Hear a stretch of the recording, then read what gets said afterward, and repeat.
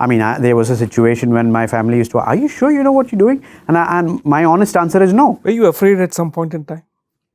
Was there something which at some point in time held you back? Will it work or won't it work? The element of self-doubt obviously happens with every entrepreneur at some point in time. Every day.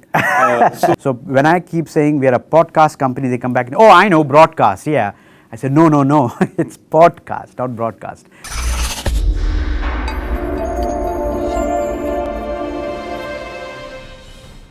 Hello and welcome to Turning Point. I'm Rahul R Nair, CEO of ARTHASHASTHAA. We are inundated with information from different channels, different areas. What is it that we need? What is it that we are looking for? Do we get information, what we look for, easily? Today we have a very interesting personality. Somebody who works in a tech space, but what he looks at is promoting your ideas and views through his platform. You might be an expert in your field. You might be having ideas and knowledge. But do you pass it on to the next generation? Do you pass it on to people who would like to know more about it? We have with us today Rahul Nair from Storiyoh. Rahul, welcome to Turning Point. Thank you. Rahul, I'd like to start with just knowing about who you are, your background, where do you come from? Sure. Please let us know. Born in Nashik, Maharashtra, brought up all over the place. For some time in Maharashtra and then in China. I was in Shanghai for about 3 years, 93 to 96. When I was becoming too Chinese for my parents' liking, they put me back in India. And then finished off my schooling in Dubai and in the UK. I'm graduated in economics and international development. Did my post-graduation in organizational psychology from London School of Economics. That's a very quick background about where I was born and my educational background. Great. I understand you come from a varied source of industries. That's right. You tried your hand with different industries. That's right. Can you please touch on started my career in financial services. Okay. So I was a stockbroker in London. I did that for a couple of years and then realized I just didn't, it was not my zone, not my thing, mainly because of the hubris and the shallowness of the industry. Nothing wrong with the sector, but it was not suited to me. So left just before the meltdown in 2008. So I left in 2007. Nobody fired me. I fired myself. And then there was always an itch to be an entrepreneur, to create something new. Ventured out into various sectors. Niche real estate sector was my first opportunity that I wanted to tackle. Then moved into coffee retail. I had a coffee shop here in Kochi about 10 or 12 years back. Then I ventured back into professional services. I was with EY, with PwC, in capital markets division, advising Middle East clients on how to get an IPO done. And my final corporate stint was in the education sector. I was with the GEMS Education Group. GEMS is the world's largest private school company. I joined their London office as a director, and my task was to kind of set up an in-house innovation unit. To be honest, the single question that I was supposed to answer, which I didn't, which nobody has done, is what's the future of education? That was the task given to me by the chairman of the company. So I was reporting directly to him and the global board of directors. Was with GEMS for a good couple of years, gave me a bird's eye view of education all around the world, so traveled heavily. I was at the Harvard Graduate School of Education for a year, where I was the education sector chair at their Learning Innovations Lab. So got to learn and interact with a lot of thinkers in education. Met a lot of edtech entrepreneurs around the world. We made a few investments. I even wrote a report for the UAE Prime Minister's office titled The School of the Future, which was presented at the UAE Government Summit in 2015, if I'm not wrong. So did all that, and I was moved from London by the chairman in 2015 to be on the board of directors of their Indian entities, help them restructure a little bit. By this time, the itch was coming back. So the thing about entrepreneurship is, once you've experienced it, you just, it just doesn't leave your system. So by 2016, the itch was becoming irresistible. I had to do something about it. But more importantly, Raj, I was growing disillusioned. There was a growing disillusionment about the education sector. I kind of understood that we were not preparing anyone for anything for the future. And so that prompted me to kind of take a hiatus. I left the company in 2016 and stayed at home for about a year, thinking about what to do next. That was the beginning of Storiyoh. So that was the turning point. That was the starting point. Trying out various industries, trying out various sectors, gave you an insight in terms of what you're actually doing is not working for you. That's right. That is where the idea of Storiyoh came. That was the turning point. That's true. Not just working for me, it wasn't working for anyone. So unless you build win-win situations, you ain't got a business. So really the turning point for me was I was fascinated by the education sector. It's very, very important, needless to say. We all know education is a passport to the future. But what kind? Are we really doing a good job at that? A handful of countries, maybe the Scandinavian countries, maybe Singapore. But apart from that, you see, by and large, the whole system is designed in such a way that it actually is innovation inertia has set in. And I wanted to see what can be done about that. So that's why it was a major shift in my mindset. So when I left GEMS, the question was, how can we broaden the concept of education? But now, what with economic prosperity growing, you see parents, you see educators talking about alternative education. You talk about information being channelized. There's so much of information being out there, and that has to be channelized. That is being channelized. So, Storiyoh as a podcast platform, was the intention in terms of tapping into that space of how information is disseminated down to the grassroots? Yeah, absolutely. One thing that is characteristic of this age is the explosion in content. The problem with that is we don't know what is true and what is false. That's one of the biggest challenges.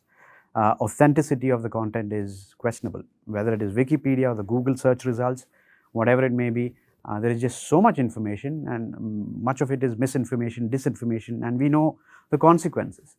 So while I was thinking about the information, the knowledge space, the problems with education defined as it is currently, I started to take a step back and try to understand where did I come from and what were my personal experiences. I grew up literally listening to the BBC World Service, right? I'm a huge fan of the World Service. And BBC, as always, is really at the forefront usually of innovation. They were really the first global entity to experiment with podcasting.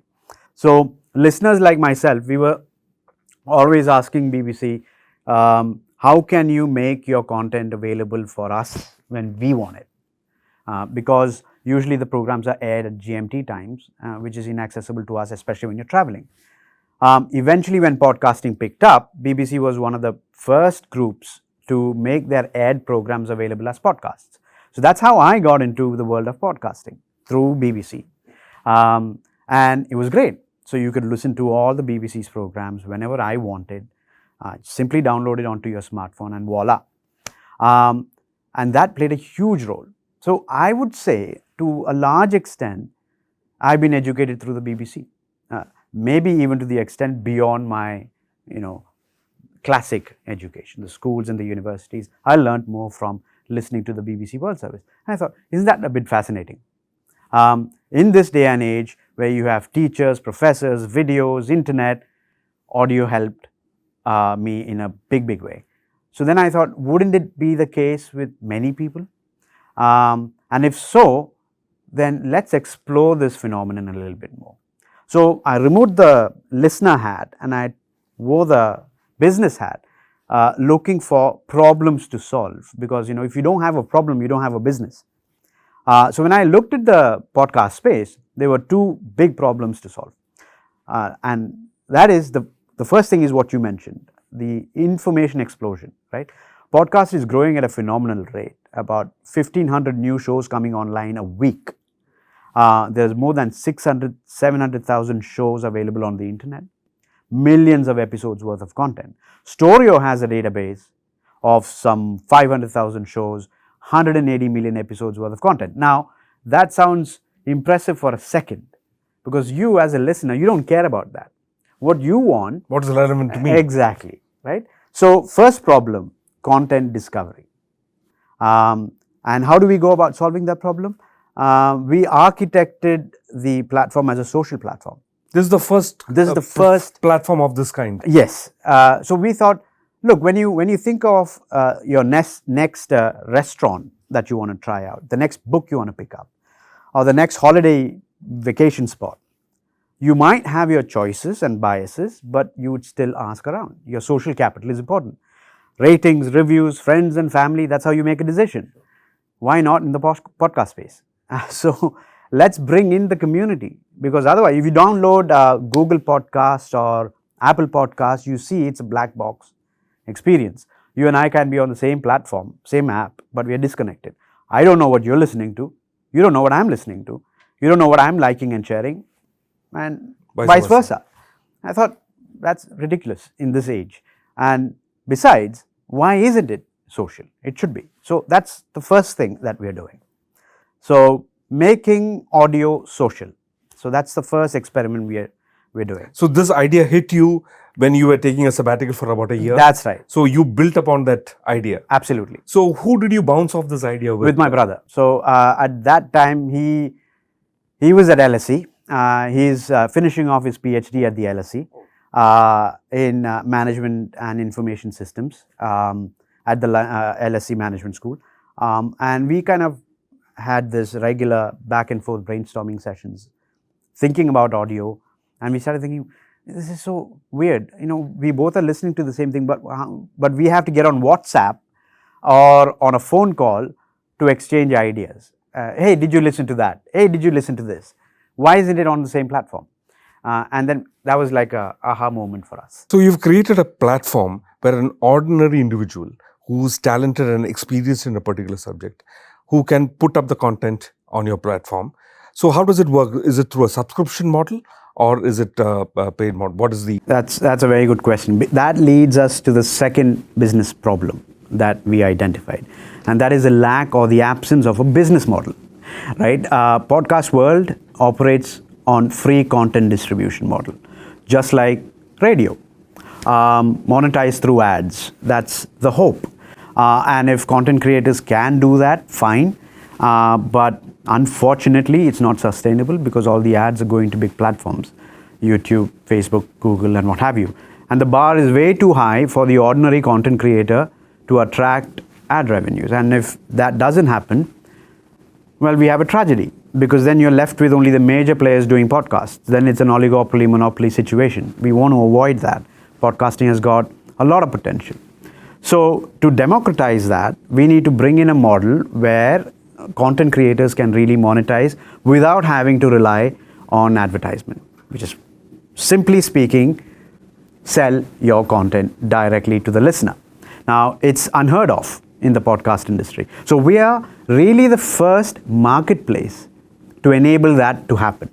So what we've done is we've created a marketplace. We're going to open up the marketplace whereby content creators, you and I, can upload our knowledge and expertise and charge for it. At the moment, the marketplace is open, and the only content available on the marketplace is the content that we are producing ourselves. And soon we'll open it up to third-party content creators. The work behind that is ongoing. But the key idea here is empower content creators. So when you bounced off this idea with your well-wishers, were there any dissenting voices? What were the challenges in terms of, there is, when you come up with a new idea, there is a moment where will it work, will it not? And obviously you'll get a varied level of advice, so which will create a self-doubt in yourself. Yeah. Did you have moments like that? I had moments like that, at least not from my immediate family and my co-founders, which is my brother and my father. They're co-founders in the business. They were super excited and they believe in the vision. But when I go out in podcast meetups and places like that, Oh, there's a big push. Look, people don't buy premium content. This ain't going to work. That kind of stuff. And how do you address that? You address that by being logical. So they keep telling me people don't buy premium content in this day and age, especially Indians. So I say, really? Is that factually correct? Because when you go to Crossword Bookshop, you pay for a book. When you go to a movie theater, you pay for that ticket. What do you get in a movie theater and in a bookshop? You get premium original content. So, sociologically speaking, people are not adverse to paying for content.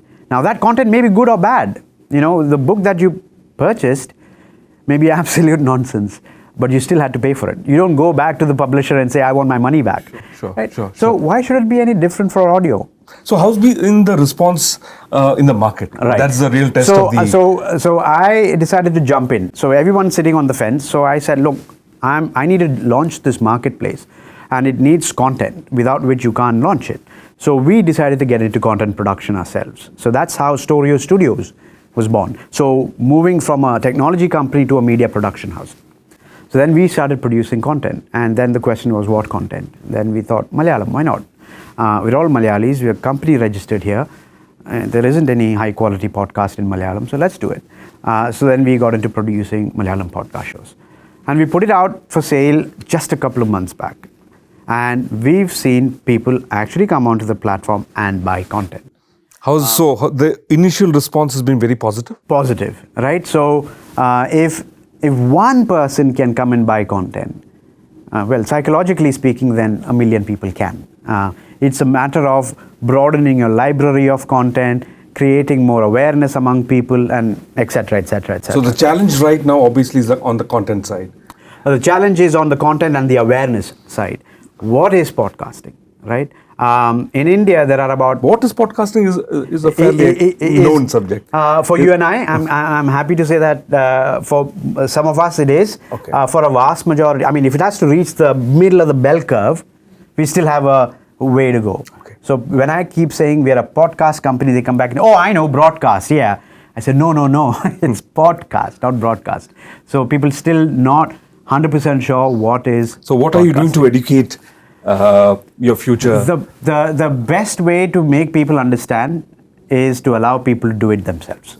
So back in the day when YouTube launched, nobody knew what a YouTube video is until people just started creating videos using their phones and uploading it and saying, hey, I created a video, watch mine. That's how people understood that, okay, so I can do this and this is a platform for doing that.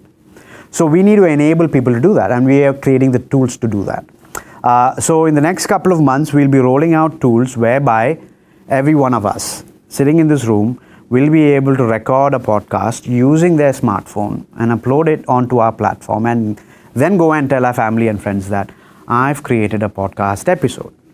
And then people will be like, what is that? Well, listen to it. So that's how people get into it. Were you afraid at some point in time? Was there something which at some point in time held you back? Will it work or won't it work? The element of self-doubt obviously happens with every entrepreneur at some point in time. Every day. So how serious was that with you? I don't let that affect me at all. I think one of the first things that an entrepreneur really needs to get to grips with is fearlessness. There was a situation when my family used to, are you sure you know what you're doing? And my honest answer is no. And you should be okay with that. So even if you were to ask me, or anyone was to ask me, do you really know what you're doing? And if somebody comes back and says, a startup entrepreneur comes back and says, yeah, I absolutely know, then there is something wrong. You're not really pushing. Either you're not being honest or you're not pushing hard enough. Because if you're really pushing, you're entering realms of uncertainty. Because if you're operating within the realm of certainty, you're not innovative enough. So you're not challenging the borders. You're not challenging the borders. So if you're really innovating, then there will be a lot of things you don't know, and you should be comfortable swimming in that ocean. When doubts arise from others as well, people whom you know as well, since you're confident about what you're doing, yes, you'll put it back. Ladies and gentlemen, if you have an idea and if you are very passionate about it, there is a whole lot of opportunities out there. Like Rahul mentioned, his is a company which could be the next Alibaba. Right here, sitting here with the seed of thought, that could be the next big thing. Your idea could be the next big thing. You have a lot of opportunities, a lot of avenues where the next big thing is going to arise. Rahul, all the very best for your venture. We really hope that the next Alibaba is happening here. Wish you all the very best. Thank you for coming to. Thank you so much.